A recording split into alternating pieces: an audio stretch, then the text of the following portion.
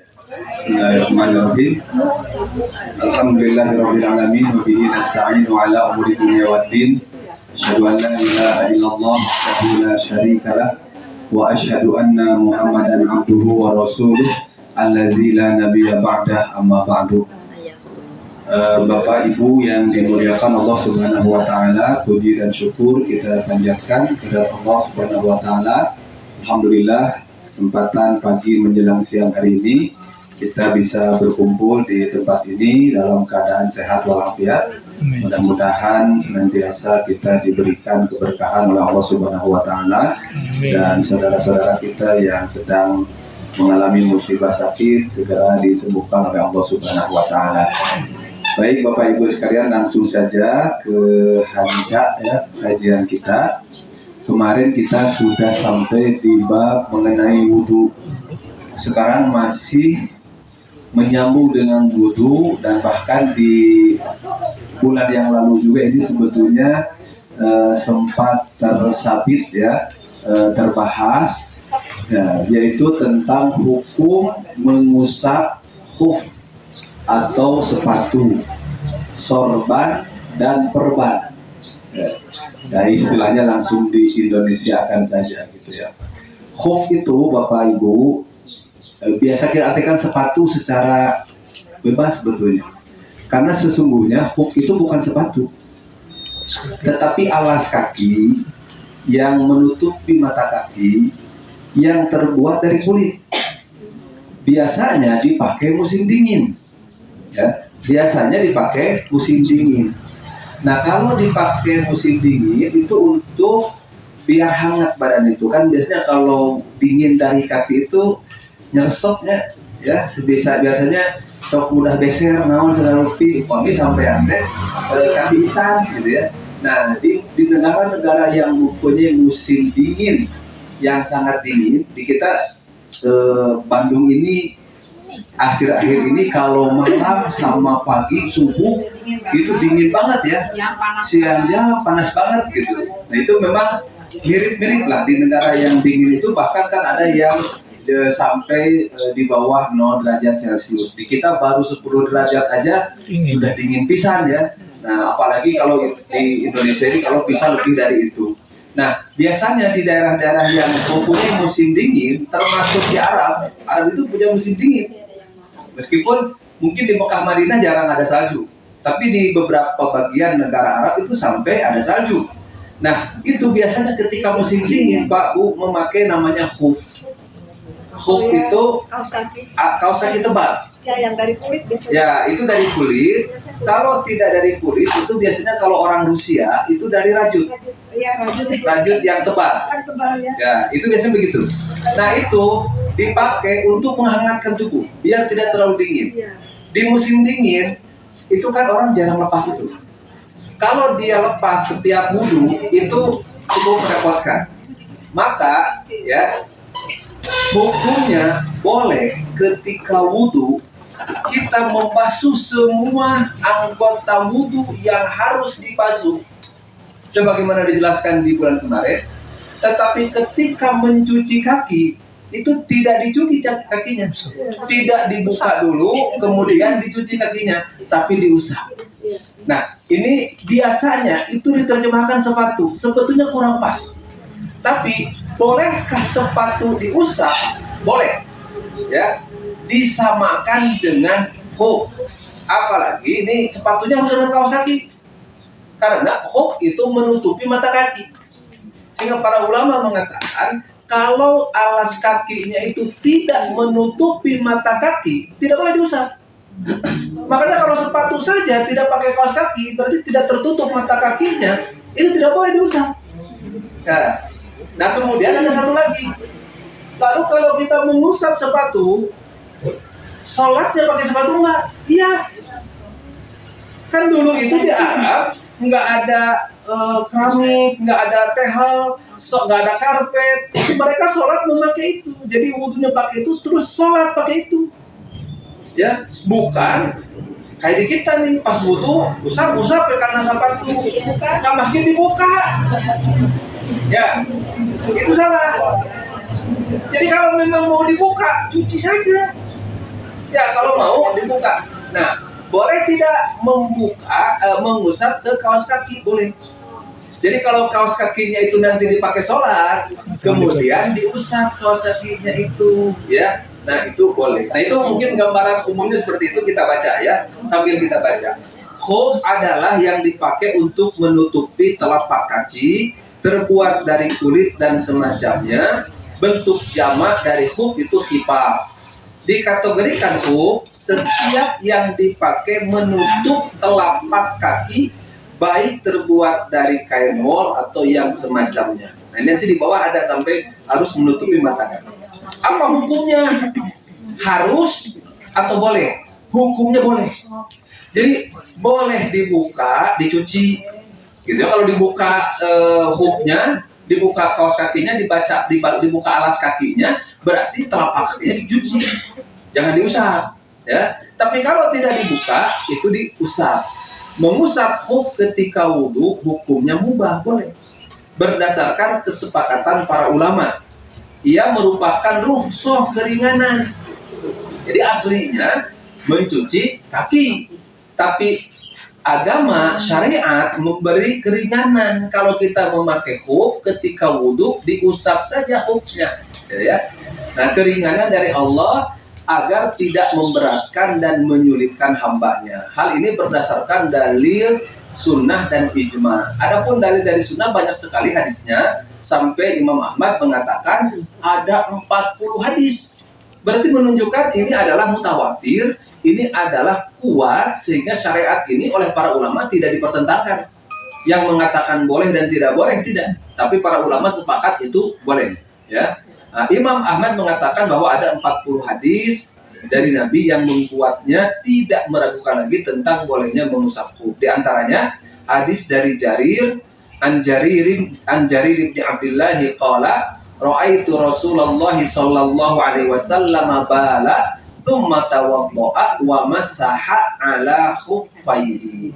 Dari Jarir bin Abdullah, ia berkata, aku melihat Rasulullah sallallahu alaihi wasallam buang air kecil, kemudian beliau berwudu dan mengusap khufnya. Maksudnya tidak membuka khufnya dan mencuci kakinya, tetapi mengusap khufnya saja. Adapun dalil dari ijma bahwa para ulama ahli sunnah semua sepakat tentang disyariatkannya mengusap khuf dalam berwudu, baik ketika safar, bepergian, ataupun ketika berada di tempat tinggal sendiri. Demikian juga dibolehkan mengusap penutup telapak kaki yang terbuat bukan dari kulit, karena khuf itu aslinya dari kulit, seperti kaos kaki, karena ia seperti khuf yang dibutuhkan oleh manusia. Dan alasan pada keduanya sama, dan pemakaiannya juga ini lebih banyak dari khuf. Sekarang, ya ini persis ini persis sekali. Yang dipakai dulu musim Iya, ini persis sekali. Orang Turki, orang Mesir ini pakai seperti ini. Nah, kalau orang Rusia biasanya pakainya dari rajut. Ya, dan saya punya. Ya, dari rajut. Saya waktu di Mesir punya yang gini, banyak. Turki pakai ini kedua. Ya, nah itu seperti itu, ya. Kemudian itu hukumnya. Jadi hukumnya boleh, ya. Bukan harus, ya. Bukan harus, tapi boleh, ya. Asalnya apa? Asalnya adalah mencuci kaki, tapi boleh. Nah, ini ketentuannya apa? Ya, karena ada ketentuannya. Syarat bolehnya mengusap khuf dan sejenisnya. Nah, pertama harus memakai dalam keadaan suci. Ketika memakainya dalam keadaan suci, berdasarkan riwayat dari Mughirah, ia berkata, kata Mughirah, kuntu ma'an Nabi sallallahu alaihi wasallam fi safarin. Aku pernah bersama Rasulullah dalam satu perjalanan. Fa ahwaitu li anzi'a khuffaihi. Kemudian aku menunduk untuk membukakan kedua khuf Nabi agar Nabi mencuci telapak kakinya. Faqala, kemudian Nabi bersabda, da'huma, biarkan keduanya. Maksudnya biarkan khuf itu tidak usah dibuka. Fa inni adkhaltuhuma tahirataini, karena aku memasukkannya dalam keadaan suci. Fa masaha alaihima, kemudian Nabi mengusap keduanya. Pertanyaannya, yang suci itu khufnya atau orangnya? Orangnya. kalau hufnya itu najis, tidak boleh diusap dan tidak boleh dipakai sholat. Ya. Jadi yang suci itu adalah ketika kita memakai itu kita dalam keadaan punya wudu, bukan dalam keadaan punya hadas. Ya, baru boleh.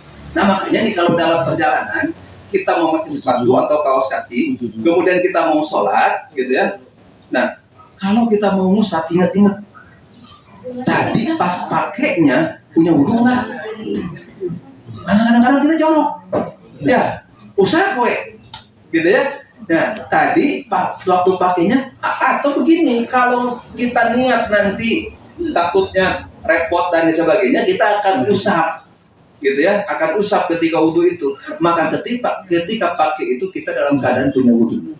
Ya, itu yang dimaksud dengan fa inni adkhaltuhuma tahiratain.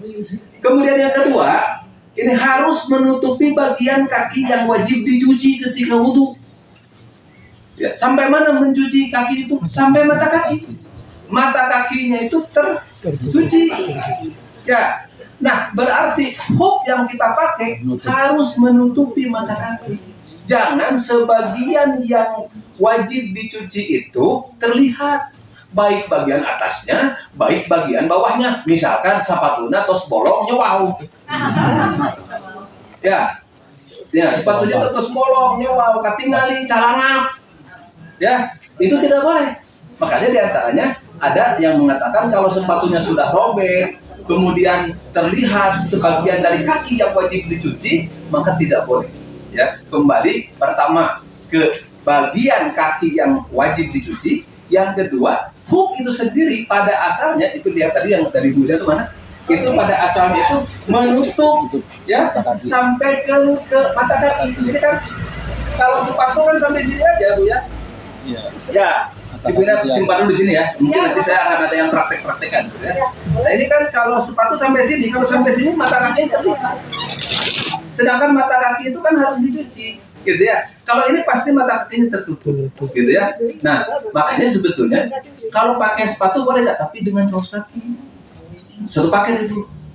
Justru kalau kaos kaki saja, ya, itu para ulama mengatakan kaos kaki itu disamakan dengan ini. Gitu ya. Nah, jadi itu yang kedua, jadi harus menutup bagian kaki yang wajib dicuci. Kalau nampak sebagian yang wajib dicuci, maka tidak boleh mengusapnya. Kemudian suci lagi. Suci zat ininya. Suci zatnya, maksudnya hufnya, kaos kakinya, sepatunya. Tidak boleh di sini misalkan pernah menginjak najis. Ya, berarti kalau pernah menginjak najis itu harus tidak boleh dipakai sholat. Iya betul. Kalau tidak boleh pakai sholat, berarti tidak boleh diusap. Berarti harus dibuka, gitu ya. Suci zatnya jika najis seperti terbuat atau misalkan terbuat dari bahan yang najis. Ya, ada sebagian ulama mengatakan bahwa setiap yang haram itu najis. Ya, setiap yang haram itu najis. Misalkan terbuat dari kulit bisa. Berarti tidak boleh. Gitu ya, jangan diusap. Kalau kulit bangkai bagaimana? Kalau kulit bangkai ini jadi suci? Nah, kalau bangkai itu kan najis lah. Iya. Tapi kalau kulitnya setelah disamak jadi suci. Ini kan kulit ini kan pasti disamak. Iya. Nggak mungkin dipakai seperti ini kalau tidak disamak. Jadi begini, kalau ini misalkan kita pakai kulit seperti ini. Ini dulu kulit sapi, kulit kambing. Oh ini kulit kambing misalkan. Tanya lagi kepada yang buatnya, ini kambingnya disembelih nggak? Kambing bangkai nggak? Kan kalau seperti itu, tinggalin kan nggak akan. Tapi untungnya kata hadis sebutkan idza dubighal ihabu faqad tahura. Kalau kulit itu disamak, ya itu pasti suci, gitu ya. Meskipun kulitnya itu kulit bangkai, gitu ya. Nah maka ini pasti suci. Kalau ternyata ini dulu kulitnya itu kulit bangkai, misalkan bangkai itu apa? Bukan bangkai hewan yang mati sudah bau, bukan. Bangkai itu adalah atau mayyitah itu adalah hewan yang matinya bukan disembelih. Ya, kalau misalkan ada kambing nih, matinya itu bukan disembelih, tapi misalkan karena dia sakit, muyung sampai mati, gitu ya. Dagingnya boleh dimakan tidak? Tidak. Kulitnya boleh dimakan nggak? Jadi dorong dong. Tidak, tapi kulitnya boleh dimanfaatkan. Boleh dimanfaatkan. Disisip misalkan diambil kulitnya, gitu ya. Nah, kemudian tapi untuk dimanfaatkan itu harus disamak dulu. Gitu ya. Nah, itulah maksud hadis idza dubighal ihabu faqad tahura. Disamaknya namanya itu proses pengolahan kulit sampai bisa jadi disamak itu dalam bahasa Arabnya adabu. Adabu itu proses untuk menghilangkan sisa-sisa daging dan membuat kulit itu lembut, lentur. Karena kulit itu biasanya kalau tidak diproses seperti itu dia keras. Ya, dia keras. Maka kulit bangkai itu boleh kita olah menjadi ini, tapi tidak boleh kita olah menjadi dorok-dok. Kulit ikan pari juga bisa kok diolah. Iya, boleh. Apalagi kalau kulit ikan pari. Nggak usah disembelih dulu, karena ikan itu adalah halal, ya, dan suci, gitu ya. Nah, itu, ya. Kemudian yang keempat syaratnya mengusapnya itu di masa yang dibolehkan secara syar'i. Nanti di bawah akan ada. Jadi ternyata ada limitnya, ada tenggang waktunya, tidak selamanya, gitu ya. Ternyata kalau kita lagi di perjalanan musafir itu bolehnya cuma 3 hari 3 malam. Jadi 3 hari 3 malam tidak dibuka-buka tuh, ya. Kalau dibuka batal, harus dicuci kakinya. Kalau misalkan tidak dibuka 3 hari 3 malam, dan itu tidak aneh sebetulnya di negeri yang ada musim dinginnya. Kalau di kita mungkin aneh, ya. Kalau di negeri yang ada musim dinginnya, ya, orang itu bisa mandi seminggu sekali. Ya, kenapa? Karena nggak berkeringat. Malah justru aneh kalau ada orang yang mandi tiap hari. Ya, saya di Mesir ketika musim dingin itu seminggu 2 kali mandi. Ya, 3 hari sekali itu. Hari Jumat sama hari Senin, kadang hari Selasa. Kenapa? Karena tidak berkeringat, tidak bau. Ya, apalagi misalkan kayak di Rusia, di ini gitu ya. Nah, maka kata Nabi, ini kalau dia di musafir itu 3 hari 3 malam. Ya. Kalau dia itu mukim di tempat tinggal sendiri cuman 1 hari 1 malam, ya. Setelah itu dia harus buka, cuci lagi, nanti bisa memulai lagi, gitu ya. Jadi buka, cuci, mungkin hari besoknya itu bisa memulai lagi, gitu ya. Nah, itu syarat-syaratnya. Ketentuan selanjutnya cara mengusapnya, ya. Cara mengusapnya itu adalah bagian yang disyariatkan untuk diusap yaitu hanya bagian atas saja dari dan caranya adalah mengusap bagian atas dari ujung jari kaki sampai permulaan betis berdasarkan hadis Mughirah, ya. Kata Mughirah, ra'aitun nabiyya sallallahu alaihi wasallam yamsahu 'alal khuffaini 'ala dhahirihima. Jadi kalau ini khuf, maaf ya kita ini aja. Jadi begini, dari ujung, nah sini, sampai awal betis ini sudah awal betis. Ya, jadi bukan dengan betisnya, sampai awal betis. Kenapa? Karena kalau tidak sampai awal betis, berarti ini belum lewat tuh si mata kakinya itu. Apakah bagian mata kakinya diusap nggak? Enggak. Ya. Kata Mughirah, aku melihat Nabi mengusap itu bagian atas khufnya, tidak bagian bawahnya. Ya, di antara hadisnya juga ini kan ketika ada sahabat bertanya kepada Aisyah, bagaimana katanya Rasul mengusap khufnya? Tanya Ali, karena yang sering dengan Rasul bepergian itu Ali. Kata Ali bagaimana? Kata Ali, laukana dinu birra'yi lakana asfalal khuffi aula bil mashi min a'lahu. Kalau agama itu pak kotak, ya, maka yang diusap itu yang bawah, bukan atas. Kenapa? Karena yang bawah yang injek-injeknya, ya, sehingga yang kotor itu yang bawah, ya. Tetapi ternyata Nabi mengusap bagian atasnya, gitu ya. Pertama, jadi bagian yang diusap itu bagian atas, caranya dari ujung jari kaki sampai awal betis, gitu ya. Tidak boleh mengusap bagian bawah atau tumitnya dan tidak termasuk sunnah berdasarkan ucapan Ali yang saya tadi bacakan bahasa Arabnya. Ya, kalau agama itu berdasarkan pemikiran, maka bagian bawah lebih utama diusap dibanding bagian atasnya. Tetapi aku melihat Rasulullah SAW mengusap bagian atasnya.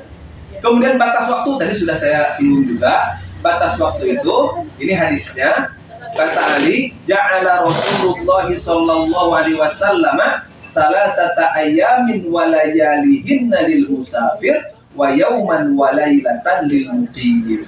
Nah, Rasul menentukan 3 hari 3 malam bagi orang yang musafir dan 1 hari 1 malam bagi orang yang muqim. Nah, itu batas waktunya. Kemudian yang membatalkan bolehnya mengusap. Jadi kalau terjadi ini tidak boleh mengusap, tapi harus dibuka dan dicuci kakinya. Ya. Jadi kalau terjadi sebab-sebab yang akan disebutkan ini, maka tidak boleh mengusap hub, tapi harus dibuka hubnya atau kaos kakinya atau sepatunya, ya. Itu dan dicuci kakinya. Yang pertama, jika terjadi suatu hal yang mewajibkan mandi. Dan setelah ini bab mandi tadi. Ya, mandinya maksudnya mandi junub. Ya, kalau misalkan kita wajib mandi terjadi hadas akbar, bukan hadas asghar, kan wajib mandi. Ketika mandi tidak boleh mengusap kuku.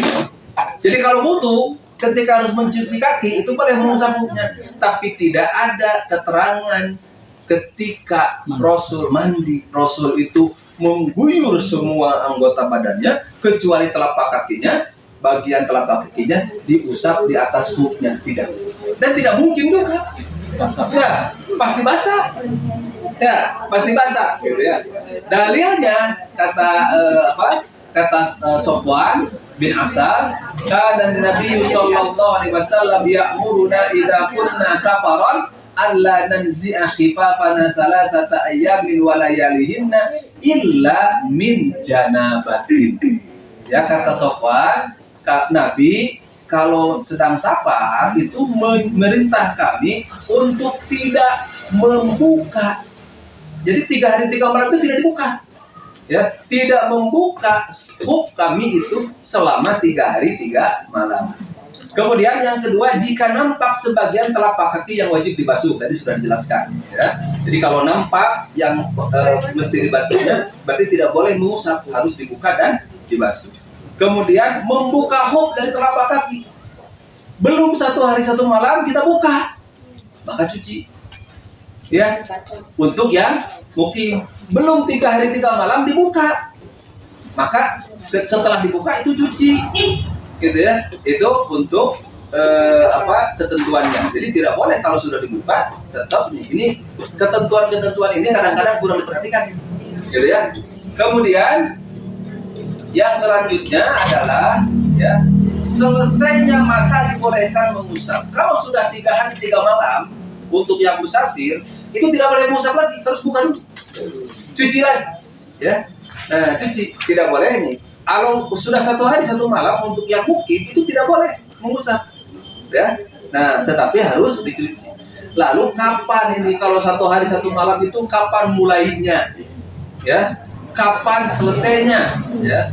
Waktu mengusap dimulai dari awal hadas setelah memakai. Misalkan ya, nanti dibaca aja sendiri. Misalkan kita memakainya itu habis sholat asar, misalkan, ya, sholat asar kita mencuci tapak kaki, masih dalam keadaan suci, kemudian kita pakai hub. Sholat maghrib belum hadas misalkan, belum hadas sholat maghrib itu. Ya, mungkin kalau dari asar ke maghrib mungkin, ya, atau yang lebih mungkin lagi dari maghrib ke isya, ya. Nah, atau kita makainya setelah maghrib, isya kita masih wudu atau masih sholat dengan wudunya maghrib, boleh tidak? Boleh. Kenapa? Karena kita tidak hadas. Kita baru wudu kapan? Baru hadas kapan? Sebelum sholat subuh. Ya, maka mulainya itu dari waktu subuh. Artinya kalau dia itu orangnya mukim sampai isya besok itu masih boleh ngusap. Bukan sejak memakai, tapi sejak pertama hadas dan wudu setelah hadas itu, gitu ya. Nah, itu yang berkaitan dengan mengusap sepatu atau hub. Nah, ini ada yang dikaitkan dengan itu atau sama pembahasan dengan itu, ya, yaitu bukan hub, tapi mengusap perban, sorban, sorban ini yang diirikan ya. Kemudian mengusap kerudung, boleh tidak, gitu ya. Pertama mengusap perban, jabirah itu bukan perban sebetulnya. Ya saya ini, tapi pen, kita nggak pen. Pen itu kalau kita tata tulang itu kan biasanya di dalamnya itu memakai kayu, kemudian di ini, atau diganti sama giptes kayak semen ya, gipsum, ya. Nah, agar si posisi tulangnya itu setelah dikembalikan lagi ke posisi awalnya tidak goyang, ya, tidak berubah lagi sampai dia rapat lagi sampai dia sembuh. Nah, kalau kita atau terjadi lukanya itu cukup besar, kemudian ditempel perban, kalau ketika kita wudhu itu kalau dibuka dulu, dicuci lukanya kan madarat ya. Pertama repot, kedua membahayakan. Gitu ya, maka ketika itu terjadi, gitu ya, ketika itu terjadi, boleh ketika wudhu kita mengusap, ya, kita mengusap perban atau mengusap pen, mengusap gip, ya, atau mengusap apapun yang dibalutkan kepada bagian anggota badan yang luka atau patah. Nah, biasanya kan itu teh kalau sakitnya itu karena luka atau karena patah. Nah, apa bedanya gitu ya? Apa bedanya dengan mengusap sepatu atau hoof? Bedanya kalau mengusap sepatu itu hanya ketika wudhu saja. Tapi kalau mengusap perban, pen, gip itu baik ketika wudhu ataupun ketika mandi. Ya. Itu yang pertama. Yang kedua, batas waktu. Kalau mengusap sepatu, itu ada batas waktunya. 3 hari 3 malam untuk yang musafir. Kemudian 1 hari 1 malam untuk yang mukim. Kalau mengusap perban, pen, gip, ataupun apa saja namanya, karena sakit, karena penyakit, baik itu luka ataupun misalkan patah, itu sampai sembuh. Atau sampai dokter mengatakan boleh dibuka atau harus dibuka. Selama kata dokter jangan dibuka, berarti boleh mengusap meskipun misalkan 1 bulan cangkok. Kemudian syarat lain apa? Tidak disyaratkan ketika memakainya kita dalam keadaan punya wudhu. Ya. Kenapa? Karena ini darurat. Karena darurat kan jadi kia. Kita ayah ke rumah sakit berdoang misalkan luka ini ya luka parah berdoang maksudnya gitu atau patah misalkan harus segera ini kata tukang urutnya atau kata dokter patah tulangnya wudhu lah nggak sampai bisa diusap itu kudu langsung ambil tindakan. Agama itu mudah ya, agama itu mudah, kita langsung aja ambil tindakan karena tidak ada keterangannya ketika mengusap itu harus dalam keadaan suci. Nah, kemudian mengusap sorban, ya ini juga ada dalilnya, ya dari Mughirah bin Syu'bah bahwa Nabi SAW pernah mengusap imamatihi wa 'alan nasiyati wa 'alal khuffain. Mengusap imamah, sorban itu mungkin yang kayak yang dipakai agim lah, itu disebutnya imamah, ya pembalut kepala, bukan kalau kita kan ada sorban yang kayak kerudung ya, kalau itu bukan. Ya, kalau itu bukan. Tapi ada sorban itu yang kayak dipakai dililitkan, kayak sorbannya orang Sudan, kayak sorbannya orang Yaman, kayak sorbannya agim gitu. Itu boleh diusap, gitu ya. Nah, dikiaskan ke sini itu kerudung. Nah, tetapi di kerudung ini, ya ada yang mengatakan, ini saya tulis di sini, kalau untuk membuka dan memakai kerudung itu tidak merepotkan, maka lebih baik dibuka dan diusap. Tapi kalau merepotkan, ya, merepotkan itu apa? Misalkan menyulitkan atau tempatnya tidak aman. Kenapa? Kalau saya buka, orang saya terlihat. Karena misalkan tempat wudhunya itu terbuka, tempat umum, terlihat oleh laki-laki. Kalau kita buka kan terlihat orang. Maka kalau itu terjadi, boleh ibu ketika wudhu, ya, mencuci muka, mencuci tangan. Tapi pas di kerudung diusap saja bagian atasnya, gitu ya. Jadi diusap saja bagian atasnya. Ini Kenapa saya katakan seperti itu? Jadi sama seperti mengusap rambut. Sorban. Kan Nabi disebutkan mengusap sorban itu dari nasiahnya. Nasiahnya itu ubur-ubur di sini. Nah, gitu. Jadi sama seperti ketika mengusap rambut. Jadi mengusap kerudung, mengusap sorban itu sama seperti mengusap rambut. Nah, itu Bapak Ibu sekalian berkaitan dengan mengusap sepatu, perban, sorban, kerudung dan lain sebagainya. Kita lanjutkan saja ke bab selanjutnya, itu mengenai mandi. Jadi kemarin kita membahas tentang wudu. Ini pun yang barusan berkaitan dengan wudu ada berkaitan dengan mandi atau al-ghusl. Nah, saya flashback sedikit. Jadi hadas itu kan ada dua. Ada hadas asghar, ada hadas akbar. Ya, ada hadas asghar, hadas akbar. Kalau hadas asghar bersucinya dengan wudu. Apa itu hadas asghar? Buang air besar, buang air kecil, buang angin. Ya, jadi kencing, buang berak, kentut, itu hadas termasuk kategori hadas kecil. Hadas kecil ini bersucinya dengan wudu. Nah, kalau hadas besar bersucinya dengan mandi. Ya, kita sering menyebutnya mandi junub, padahal junub itu bukan mandinya. Cuma salah satu sebab untuk mandinya itu adalah junub. Nah, cuman untuk membedakan antara mandi biasa dengan mandi wajib. Ya, mungkin lebih pas sebetulnya disebut mandi wajib. Karena sebabnya bukan junub saja. Gitu ya? Sebabnya bukan junub saja. Nah, yang dimaksud dengan mandi atau al-ghuslu itu secara bahasa artinya adalah menggunakan air, ya, menggunakan air untuk membasuh seluruh tubuh. Itu asalnya. Sedangkan yang dimaksud secara syariat ialah menggunakan air suci dan mensucikan, ya, tahur, ya, untuk mencuci seluruh bagian tubuh dengan cara tertentu. Kenapa? Nanti ada caranya, ya, sebagai bentuk ibadah kepada Allah Subhanahu wa Ta'ala. Ya. Nah, hukumnya wajib jika terjadi sebab yang mewajibkannya. Di antara sebabnya adalah junub. Wa in kuntum junuban fattahharu, dan jika kalian junub maka bersucilah.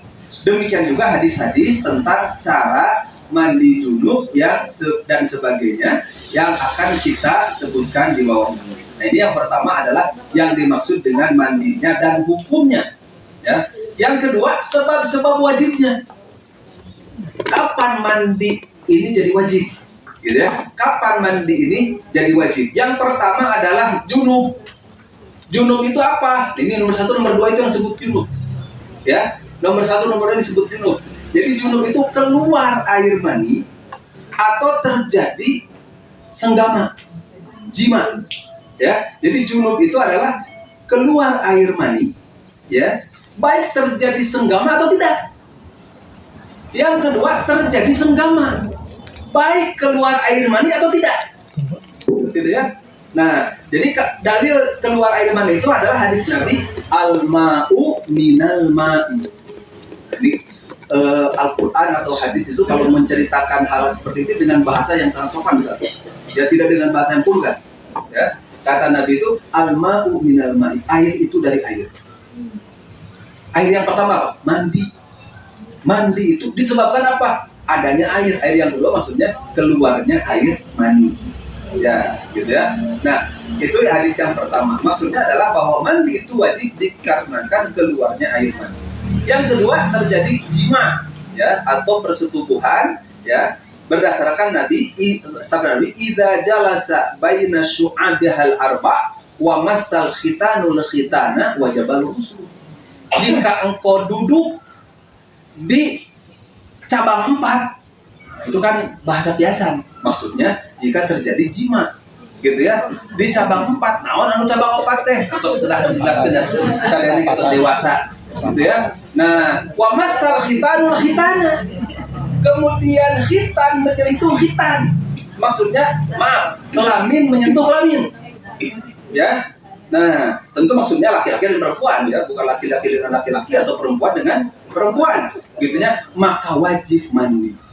Nah, di hadis ini disebutkan idza lataqal khitanani, Jika dua alat atau dua bagian tubuh yang biasa dikhitan dua-duanya bertemu, maka wajib mandi. Nah, itu sebab yang pertama dan kedua. Sebab yang ketiga, orang kafir masuk Islam. Ketika orang kafir masuk Islam pertama kali, setelah dia masuk Islam, sebelum sholat mandi dulu. Tidak cukup wudu itu. Ya, jadi ya kalau orang kafir masuk Islam, ya, kemudian ada non muslim masuk Islam, ya non muslim kafir teh ulah sieun kafir. Gitu ya. Nah, non muslim kafir teh. Kalau ada orang pertama kali masuk Islam, ya, setelah itu kan dia wajib sholat tuh ya. Nah, meskipun sholatnya belum hafal dan sebagainya, sahafal tapi dia wajib mandi dulu. Berdasarkan perintah Nabi kepada seorang yang bernama Qais bin Asim. Ketika Qais bin Asim itu masuk Islam, sebelum dia sholat, Nabi memerintahkannya untuk mandi. Nah, kemudian ini yang berkaitan dengan ibu-ibu, ya, terhentinya darah haid dan darah nifas. Ya, ketika keluar darah haid tidak wajib sholat, tidak wajib saum. Ya, ketika keluar darah nifas, ya, darah yang keluar setelah melahirkan, ya, maka tidak wajib sholat, tidak wajib saum. Ketika terhenti nifasnya, ketika terhenti haidnya, maka wajib sholat. Ya, maka wajib sholat. Maka sebelum sholat dia wajib bersuci. Bagaimana bersucinya? Yaitu mandi. Gitu ya. Yas, dalam Quran ya, yas'alunaka 'anil mahid qul huwa adzan fa'tazilun nisaa fil mahid. Ya. Fa idza hatta wala taqrabuhunna hatta yaqurna fa idza tatahharna fa'tuhunna bil haidzu amarakumullah. Janganlah kalian mendekati istri-istri kalian dalam keadaan mereka haid sampai mereka bersuci, sampai mereka suci. Setelah suci boleh didatangi? Belum. Fa idza tatahharna, jika mereka bersuci maksudnya mandi. Gitu ya. Nah, ini lebih jelas dalam hadis Imam Bukhari, di sini saya tulis. Idza aqbalatil haidatu, kata Nabi kepada Fatimah, idza aqbalatil haidatu, jika datang haidmu, ya, pada sholat, tinggalkan sholat. Wa idza adbarat, jika haidnya sudah lewat, maksudnya sudah selesai, sudah terhenti keluar darahnya, ya, faghtasili wa sholli, mandilah dan sholatlah. Nah, ya. Kemudian nifas juga sama, dalam hadis saya sebutkan kanatin nufasa'u yajlisna ala ahdi Rasulillah sallallahu alaihi wasallam arba'ina yauman.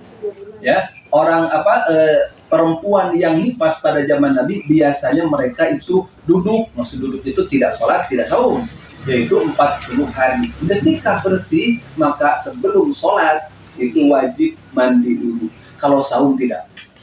Misalkan nih, sebelum subuh itu bersih, tapi belum mandi. Mandi dulu, sahur dulu. Ya kalau keburu mandi dulu silahkan, bagus gitu ya. Tapi ini misalkan belum masak, belum apa gitu. Ya, kita masak dulu, kemudian sahur dulu. Ya, mau adan subuh. Sah nggak sahurnya? Sah, tapi ketika mau sholat subuh mandi dulu. Ya, ketika mau sholat subuh mandi dulu. Sama ketika orang junub. Ya, ketika orang junub, misalkan nih, ya, kemudian malamnya dia junub, sebelum sholat subuh kan harus mandi. Ternyata dia mau sahur, baik sahur wajib atau sahur sunat, gitu ya. Maka dia boleh sahur dulu. Ketika ada masih junub, sahurnya sah batal, sah. Tapi sebelum sholat dia harus mandi dulu, gitu ya. Nah, kemudian yang wajib mandi itu adalah karena mati. Orang mati wajib mandi? Tidak, itu kumaha mandinya. Tapi wajib dimandikan.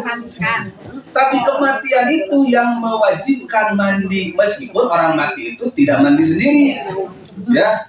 Itu tapi dimandikan. Nah, berdasarkan hadis Nabi, ketika Zainab anaknya meninggal ya dunia, maka kata Nabi, mandikanlah, irsiluhu bima'in wasidrin, mandikanlah dengan air dan daun bidara. Ya, daun bidara. Daun bidara teh semacam pacar Cinanya sih, seperti itu ya. Seperti itu ya. Daun-daun kecil ini. Nah di kita daun bidara itu diganti dengan kamper. Ya. Jadi daun bidara itu salah satu benda untuk menjadikan si mayat itu tidak cepat bau. Ya, karena sebelum dikubur itu jangan sampai mengeluarkan dulu bau yang tidak sedap, gitu ya. Nah, kalau sudah dikubur bahkan sudah teraniau tanah, gitu ya. Nah, itu mandikan dengan air dan daun bidara. Nah, kita akan sulit daun bidara. Saya kebetulan pernah itu memandikan jenazah yang meninggal ketika umroh di Madinah. Saya ikut mandikan di Bakti. Di dekat pemakaman Bakti ada tempat memandikan jenazahnya. Jadi dari rumah sakit itu ternyata dimandikannya di sana sebelum dikuburkan di Bakti. Ternyata itu lengkap sekali alatnya, termasuk setelah dicuci pakai air, pakai sabun, setelah itu ada daun bidara yang sudah diember, itu sudah dengan air, itu langsung diguyurkan ke mayitnya, gitu ya. Nah di kita kan susah ya daun bidara itu ya. Nah makanya diganti dengan kapur barus. Tapi suka ada yang menerjemahkan sidrin itu kapur barus, bukan. Sidrin itu daun bidara, gitu ya, daun bidara. Nah itu wajib mandi, gitu ya. Nah jadi si mayat itu wajib dimandikan. Nah kemudian tata cara mandinya seperti apa?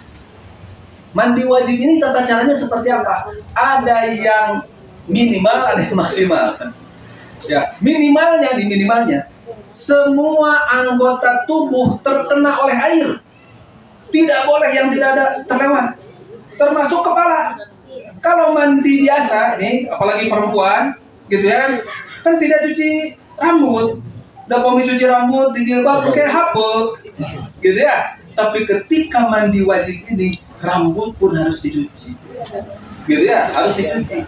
Jadi batas yang minimalnya itu adalah air itu harus mencapai seluruh bagian yang dari tubuh ini, gitu ya. Nah, bagian luar dari tubuh ini, ya kalau bagian dalam nggak usah, ya bagian dalam nggak usah, karena ada juga yang mewajibkan bagian dalamnya, sehingga mayitnya ditekan seperti ini, nggak boleh, ya sakit. Tapi kan dengan misalkan diusap biasa itu, mohon maaf, kan kadang keluar kotorannya itu harus dibersihkan.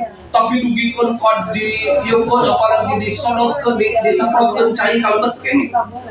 Hanya bagian luar saja, ya bagian luar saja. Selama air itu masuk ke seluruh atau kena ke seluruh bagian tubuh yang luar, termasuk rambut dengan kulit rambutnya, dengan kulit kepalanya, maka itu sudah cukup. Sudah cumpon kewajiban, cukup Sunda mah, ya sudah terpenuhi kewajibannya. Tapi secara sunnah itu ada cara mandi yang sempurna, dan ini yang harus kita perhatikan. Nah ini hadisnya, ya hadisnya. Nah ini kita baca aja hadisnya ya. Kata Nabi, kata Aisyah, anna Nabiyya sallallahu alaihi wasallam, bahwasanya Nabi sallallahu alaihi wasallam kana idza ghatasala minal janabati, adalah Nabi jika mandi junub, bada'a faghsala yadayhi, Nabi mulai mencuci tangannya, ya, mencuci tangannya. Kemudian ini meskipun hadis ini tidak disebutkan, tapi para ulama mengatakan sebelum kita mencuci badan itu, mohon maaf, kemaluannya dicuci dulu. Bekas darahnya, bekas maninya itu dicuci dulu. Setelah itu dia wudu. Summa yatawaddau kama yatawaddau lis-shalah. Dia wudulah seperti kalau kita wudu mau salat. Kemudian setelah itu, summa yudkhilu asabi'ahu fil ma'i. Masukkan jari-jari tangan ini di air. Fa yukhallil biha usula sya'rihi. Setelah itu masukkan ke sela-sela rambut, ya, ke bagian ini dimasukkan gitu, ya. Nah, masukkan ke sela-sela rambutnya, gitu ya. Fa yukhallil biha usula sya'rihi. Summa yasubbu ala ra'sihi salasa ghuraf. Kemudian dipoprok Non teh diceceh. Sunahnya apa ya? Ya dicuci, ya diguyur. Simak kepalanya itu tiga cidukan. Jadi 3 cidukan ini kalau nanti kena ke bagian bawah nggak apa-apa, tapi tujuan utamanya kepala. 1, 2, 3 ke kepalanya, gitu ya. Salah satu rafin 3 cidukan diadihi, bukan ternyata bukan cidukan apa gue gayung, tangan. Cium ke tangan, makanya saya tadi bilangnya dipoprok gitu ya. Cium ke tangan, pokon ke dia gitu ya. Ke tangan 3 kali, gitu ya. Setelah itu summa yafidul ma'a ala jildihi kullihi. Setelah itu guyurkan air ke seluruh bagian kulit, ke seluruh bagian tubuh. Nah, itu adalah cara yang sempurna yang disunnahkan oleh Nabi. Gitu ya. Nah, maka ini hukumnya sunnah. Kalau tidak seperti ini, tapi kita misalkan yang penting kena semua oleh air, boleh dan itu cukup. Tapi ini lebih afdol, lebih utama, gitu ya. Nah, kemudian yang selanjutnya ini bukan mandi wajib, tapi ini mandi yang disunnahkan. Ya, mandi yang disunnahkan, yang caranya seperti tadi. Ya, yang caranya seperti tadi, tapi ini sunnah hukumnya, tidak wajib, gitu ya. Pertama, mandi setiap jima. Ya, jadi kalau misalkan kita misalkan bersetubuh 2 kali, 3 kali sebelum sholat, pan anu wajibnya mangke sebelum sholat, gitu ya. Tapi setiap selesai itu disunnahkan mandi lagi, ya. Ini berdasarkan gitu ya hadis dari Abi Rafi bahwasanya Nabi beberapa kali pernah mandi beberapa kali pada istri-istrinya nih. Kemudian kata Abi Rafi, wahai Rasulullah, kenapa kau tidak 1 kali mandi saja? Kata Nabi, ini lebih bersih, lebih baik, lebih suci, gitu ya. Yang kedua, yang hukumnya sunnah, bahkan sebagian ulama mengatakan sunnah muakkadah. Ini untuk laki-laki, bukan untuk perempuan. Mandi Jumat, ya, mandi hari Jumat, ya, mandi hari Jumat untuk bapak-bapak sebelum sholat Jumat itu hukumnya wajib. Bukan wajib, sunnah muakkadah. Ada yang wajib kan? Tapi pendapat paling kuat itu hukumnya sunnah muakkadah. Artinya apa? Kalau dia Jumatan tapi teribak heula, asal dia wudu, Jumatnya sah. Tapi dia tidak mempunyai pahala dari mandinya, gitu ya. Nah, kemudian yang sunnah itu adalah mandi ketika hendak ihram, baik ihram haji ataupun ihram umrah, ya. Jadi sebelum ihram itu mandi dulu, karena Nabi mandi ketika hendak ihram. Ini juga sunnah. Artinya kalau kita ihram tidak mandi dulu, hanya wudhu saja, ihramnya sah. Tapi dia tidak mempunyai pahala sunnah dari mandinya, gitu ya. Nah, bagaimana Ustadz mandinya kapan? Kalau kita ihramnya itu lewat darat, ya misalkan dari Bir Ali, gitu ya. Nah, dari Madinah dulu pesawatnya ke Madinah, kemudian kita dari Bir Ali itu ihramnya, maka itu mandi dulu sebelum ke Bir Ali atau pas di Bir Ali. Pas di Bir Ali turun, kemudian mandi dulu, atau biasanya diarahkannya tidak seperti itu. Kalau sekarang Madinah di hotel, gitu ya. Biar di Bir Ali ke riwe, kalau itu mah nggak cukup waktu, nggak cukup ini, gitu ya. Kecuali saya dulu pernah juga waktu pertama kali umroh, bukan umroh haji, kan pertama haji backpacker dari Mesir, ya. Nah, tahun 90 saya 99. Gitu ya. Tahun 99 itu saya berhenti dulu karena itu cuma 5 orang itu sama teman-teman mahasiswa lah, itu mau bujangan cowboy gitu ya. Cowboy gitu, nggak bawa jemaah, nggak bawa ini, nyantai. Naik taksi, ihram belum dipakai gitu ya. Habis itu mandi dulu pakai ihram gitu ya. Nah, setelah itu baru, tapi biasanya kalau jemaah haji, jemaah umroh sekarang itu diarahkan itu sejak di hotel sudah mandi, sudah pakai ihram, tapi nanti ke Bir Ali hanya ngambil mikot saja. Gitu ya. Nah, tapi intinya itu. Tapi bagaimana kalau naik pesawat, ihramnya di atas pesawat? Kan nggak mungkin mandi di pesawat. Maka sebelum naik pesawat kan usah di Cengkareng atau di bandara kan Panabe gitunya, di rumah. Ya, di rumah aja mandi gitu ya. Nah, sebelum berangkat. Kemudian yang disunnahkan itu adalah mandi setelah memandikan jenazah. Ini tidak wajib, tetapi sunnah hukumnya. Kalau kita memandikan jenazah, setelah memandikan itu disunnahkan untuk mandi. Sebagaimana riwayat Imam Ibnu Majah, Rasul pernah bersabda, "Man ghassala mayyitan falyaghtasil." Barang siapa yang memandikan jenazah, maka mandilah setelah itu.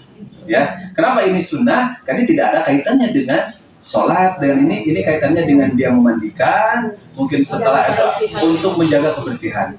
Ya, untuk menjaga kebersihan meskipun sudah memakai kapur baru, sudah memakai sider dan lain sebagainya, tapi kan dari jenazah itu, misalkan apalagi dia kalau misalkan meninggalnya karena sakit, kemudian kan berpotensi untuk tertular dan lain sebagainya, maka Nabi memerintahkan untuk mandi setelah memandikan jenazah. Nah, inilah Bapak Ibu sekalian yang berkaitan dengan mandi, dan dengan demikian ini kita sudah membahas tentang bersuci dari hadas, baik hadas kecil ataupun hadas besar. Ya, hadas kecil dengan wudhu, hadas besar dengan mandi, dan tadi bagian dari wudhu adalah ada syariat atau rukhsah mengusap khuf atau mengusap perban dan lain sebagainya. Nanti insya Allah di pertemuan selanjutnya kita akan membahas tentang tayamum. Ya, jadi di pertemuan selanjutnya kita insya Allah akan membahas tentang tayamum dan bersuci dari najis. Setelah itu nanti sudah saya siapkan, saya akan masuk ke sholat, fikih sholat, gitu ya. Nah ini fikih ini kan sehari-hari sudah kita praktekkan, kita juga sudah banyak yang hafal ilmunya, tapi mudah-mudahan dengan diulang lagi ini menambah ingat dan menambah kuat ingatan kita dan menjadi bekal untuk amalan kita sehari-hari. Demikian Bapak dan Ibu sekalian yang bisa saya sampaikan pada hari ini. Sebelum ditutup, barangkali ada pertanyaan, kami persilakan. Ya. Silakan. Siapa yang mau bertanya? Biasanya Pak. Siapa silakan. Enggak. Tidak. Terima kasih, Ustaz. Tadi dijelaskan mengenai khuf tadi, Ya. dari sepatu yang menutupin mata kaki. Itu kalau waktu pakai kan harus suci orangnya dan juga khufnya sendiri. Jadi maksud saya kalau yang khufnya yang pernah dipakai, apakah sampai bawah-bawahnya juga suci dari najis? Ya. Terima kasih, Mas. Ibu mengaku biar sekaligus.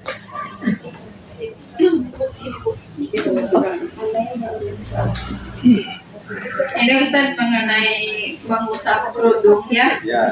Tadi kan kalau kita perempuan khususnya kalau berwudu di luar kan boleh mengusap kerudung. Nah, kalau telinganya kita kodok atau enggak gitu ya. Ya. Ya, yang kedua Ustaz, tadi kan kalau mandi junub itu harus dicuci ya rambutnya. Betul. Nah, untuk perempuan yang rambutnya panjang sekali, misalkan cuma diikat-ikat atau dibanjur 3 kali, kan otomatis mungkin ada yang tidak semuanya kena gitu ya. Terus pertanyaan yang ketiga, bagaimana kalau misalkan ketika kita junub tidak mendapatkan air, Ustaz? Ya. Ya. Baik, Mohon. saya jawab dulu ya karena ini sudah banyak. Yang pertama pertanyaan dari Bapak, bahwa khuf ini harus dalam keadaan suci. Khufnya, kalau orangnya kan sudah jelas tadi. Khufnya juga harus dalam keadaan suci. Ya, ketika kita pakai. Bagaimana ketika setelah dipakai itu dia menginjak najis?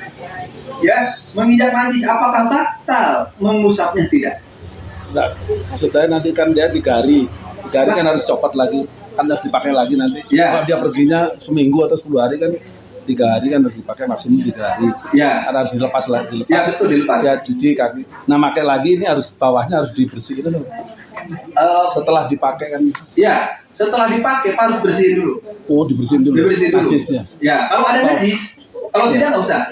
Tapi kalau misalkan setelah dipakai kita pakai, kemudian dia kena nginjak najis, Oh iya, nggak tadi, batal. ya sudah ada paham tadi. Nggak batal. Tapi ketika mau sholat, ya atau bukan sebelum wudu, najisnya dibersihkan. Ya, tapi tidak usah dibuka si khufnya. ya, najisnya dibersihkan dulu. Dan sebetulnya ada hadis lain yang mengatakan idza wati'a ahadukum bina'lihil adza fa inna turaba lahu tahur.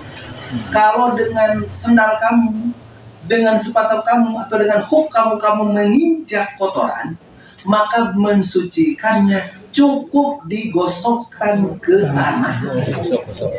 Ya, cukup digosokkan ke tanah. Itu untuk Bapak. Untuk Ibu tadi ada 3. Yang pertama tentang mengusap kerudung ya. Apakah harus dikodok ke sininya? Harus. Kan di bagian dari dia, dikodok saja. Ya. Nah, di ini gitu ya.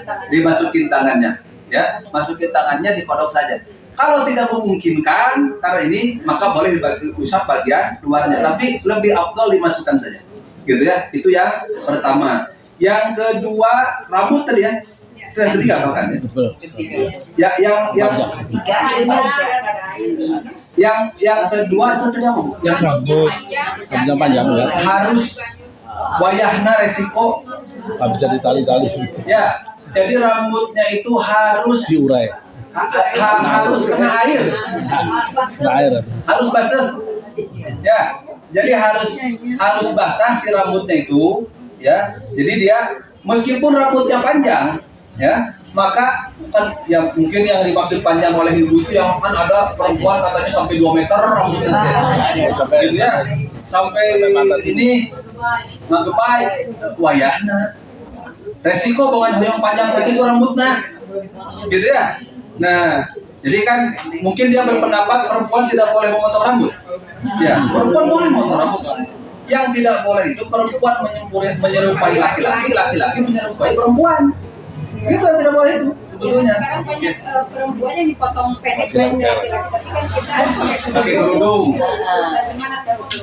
Ya. Bingung juga ya. pakai itu niatnya untuk menyerupai laki-laki atau jalan praktis?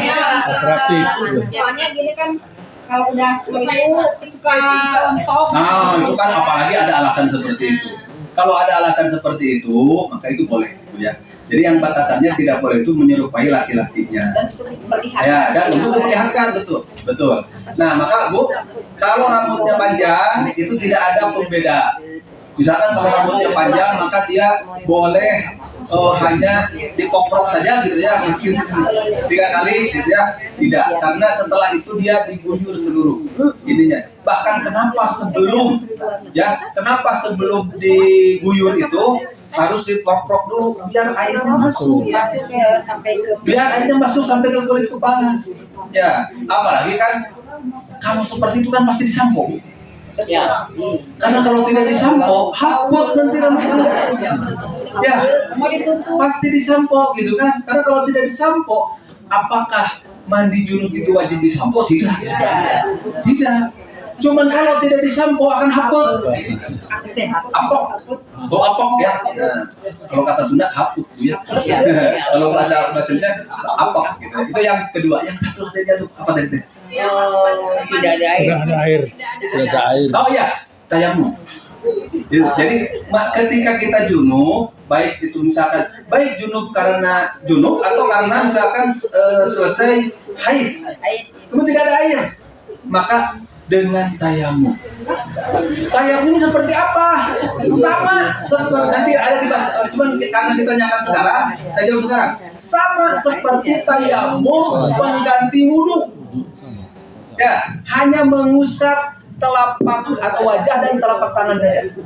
Kenapa? Ini pernah ada sahabat dia kena junub ketika safar dan di musim dingin.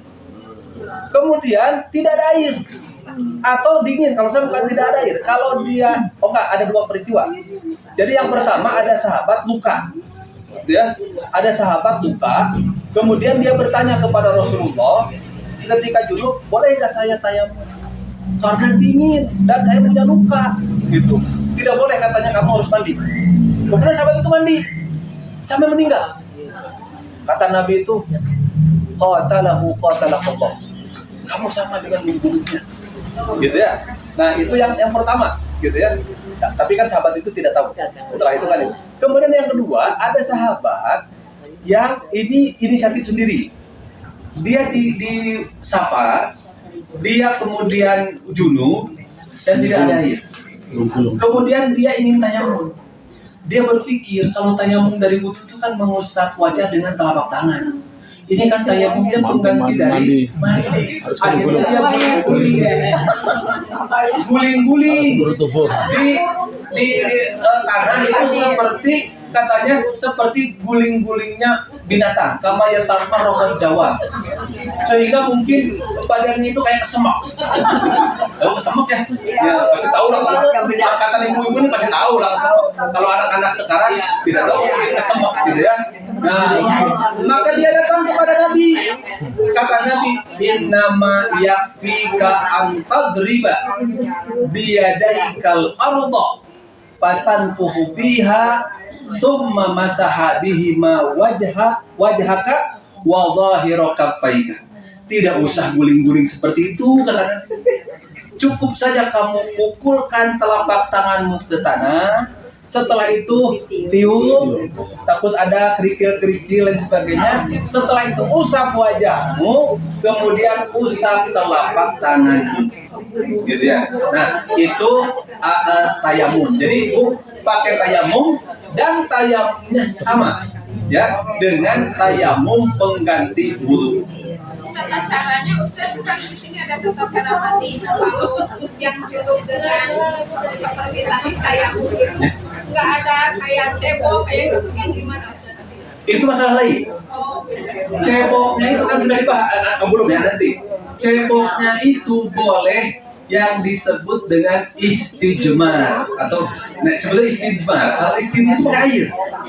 Kalau istijmar itu memakai batu, tisu daun, kertas. Kalau sekarang tisu, gitu ya. Kalau sekarang pakai tisu, apalagi sekarang ada tisu basah. Ya. Nah itu cukup, gitu ya. Ya, mangga. Jadi Ustaz bilang memandikan jenazah itu mandi. Ya. Setelah memandikan jenazah, Ya. jangan saya pernah mandi. Iya, nggak apa-apa. Karena sunnah, bukan wajib, sunnah. Ya, jadi itu hukumnya sunnah. Ya, bagi orang yang sudah memandikan jenazah, setelah itu disunnahkan mandi.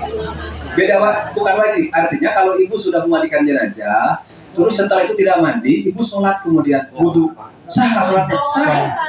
Sah sholat. Tidak, ini cuma disunnahkan untuk mandi.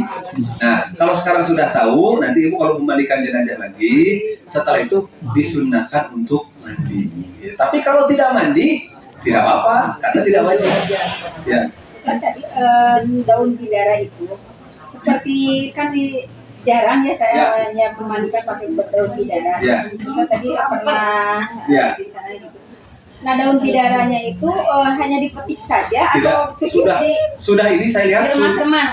enggak, sudah utuh dan sudah menjadi air yang dicampur daun bidara. Jadi bukan di ini.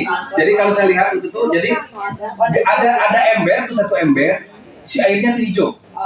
Oh berarti ini, dulu ya, iya, ini. Dan bahkan mungkin dia cari yang sudah bubuk gitu ya. Ya insya mungkin gitu ya. Saya tidak tahu prosesnya, cuman pas saya masuk ruangan itu, waktu itu ruangan itu, saya lihat ada satu ember, airnya hijau. Oh saya tanya tuh ke yang memandikannya, apa ini? Kata dia ini sidr. Sidr berarti oh ini yang disebut daun bidara itu ini. Kalau kan suka ada pohon gitu, Ustaz. Ya. Ambil terus ditumbuk ya, Bisa. Ya ini itu sari Ya, gitu ya. ya, bisa. Pakai seperti pakai kata terakhir Ya, betul. Saya juga lihat waktu itu dia terakhir setelah dimandikan itu terakhir dia siram pakai itu. Seperti kita memakai kapur baru. Ya, betul sekali. Ya. Kulit bangkai Ya. Ya. Bukan halal, tidak najis. Tidak najis. Iya. kalau kulit tadi Enggak. Karena dia enggak boleh. Ya. Tetap saja. Ya. Iya. Ya. Ustaz, satu lagi. Siap. Kalau wudhu gitu kan harus katanya harus ada tempat khusus berwudhu. Kebetulan saya itu nggak punya, jadi di WC aja gitu wudhunya gitu. Ya. Boleh. Boleh. Boleh. Tapi paling jadi gini, masalah WC itu sebetulnya bukan masalah wudhunya. Masalah mengucapkan bismillahnya. Kan mengucapkan lafaz Allah di toilet itu hukumnya makruh. Itu sebetulnya bukan masalah wudhunya, tetapi masalah mengucapkan lafaz Allahnya, bismillahnya. Makanya kalau di tempat seperti itu di dalam hati saja ucap bismillahnya. Itu sebetulnya itu. Jadi bukan kaitan dengan wudhunya, ya, tetapi kaitan dengan ketika kita, dan itu tidak sampai haram mengucapkan lafaz Allah di itu, tapi hukumnya makruh, gitu ya. Nah, makanya kita berwudu itu bagusnya tidak di toilet, gitu ya. Kenapa? Bukan tidak boleh wudunya, tapi kaitan dengan mengucapkan lafaz Allah. Kan sebelum wudu itu kita baca bismillah. Itu aja. Baik, terima kasih ibu-ibu sekalian atas perhatiannya. Mudah-mudahan bermanfaat dan mohon maaf dari segala kekurangannya. Aku qouli hadza wa astaghfirullah li wa lakum. Rabbana atina fid dunya hasanah wa fil akhirati hasanah wa qina adzabannar. Assalamualaikum warahmatullahi wabarakatuh.